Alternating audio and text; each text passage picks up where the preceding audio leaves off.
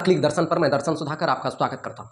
दिल्ली का जंतर मंतर इन दिनों आरक्षण आंदोलन को लेकर रण क्षेत्र बना हुआ है, क्योंकि आरक्षण में रिफॉर्म करने को लेकर वहां पर काफी ज्यादा प्रदर्शन चल रहे हैं।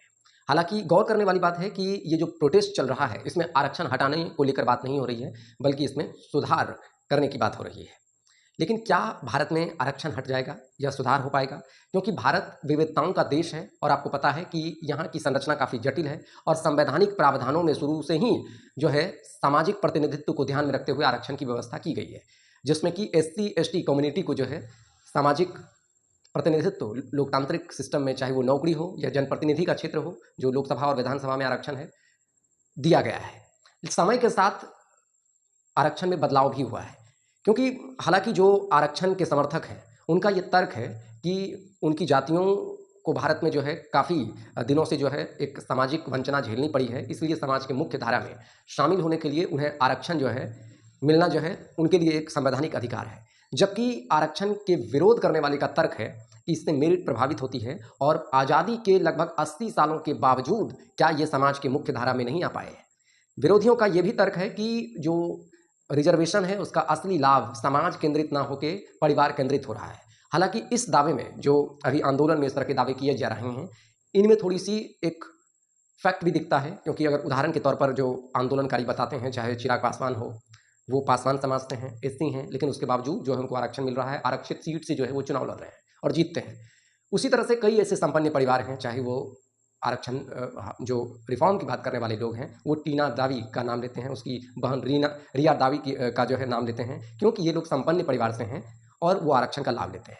उनका ये कहना है कि अगर यही आरक्षण जो है उन्हीं के समाज के किसी दलित को, दबे कुचली लोगों को मिलता तो ऐसा लगता कि आरक्षण सही में जमीन तक पहुंच रहा है।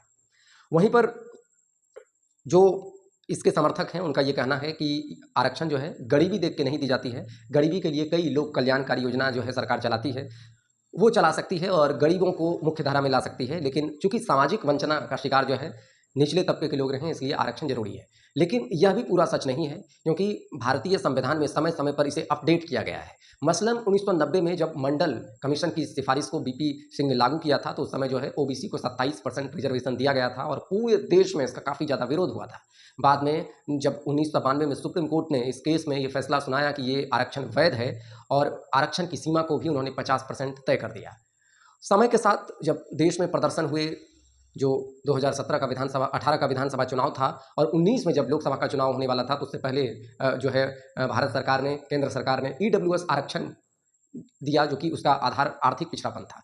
यानी कि आरक्षण को लेकर कोई एक राय बनाना कि ये सामाजिक रूप से पिछड़े लोगों को ही मिलेगा, क्योंकि सरकार ने अपडेट किया और उसके बाद जो है आर्थिक रूप से पिछड़े हुए लोगों को भी आरक्षण दिया। यानी कि इसमें सुधार, आरक्षण में सुधार की बात जो है, रिव्यू की बात, ये असंभव भी नहीं है। अगर सरकार चाहे, जनप्रतिनिधि चाहे और सामाजिक समूहों के लोग चाहें तो इसमें रिफॉर्म हो सकता है। और वैसे भी हाल में ही सुप्रीम कोर्ट ने एससी एसटी कैटेगरी में भी उपवर्गीकरण का सिद्धांत दिया था।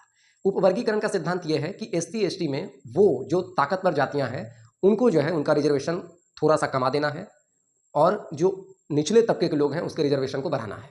उदाहरण के तौर पर बिहार में ये फॉर्मूला जो है लागू नीतीश कुमार ने किया कि ओबीसी को 2 टुकड़ों में तोड़ दिया, एक बीसी और एक ईबीसी, यानी कि एक जो है अति पिछड़ा और एक पिछड़ा वर्ग।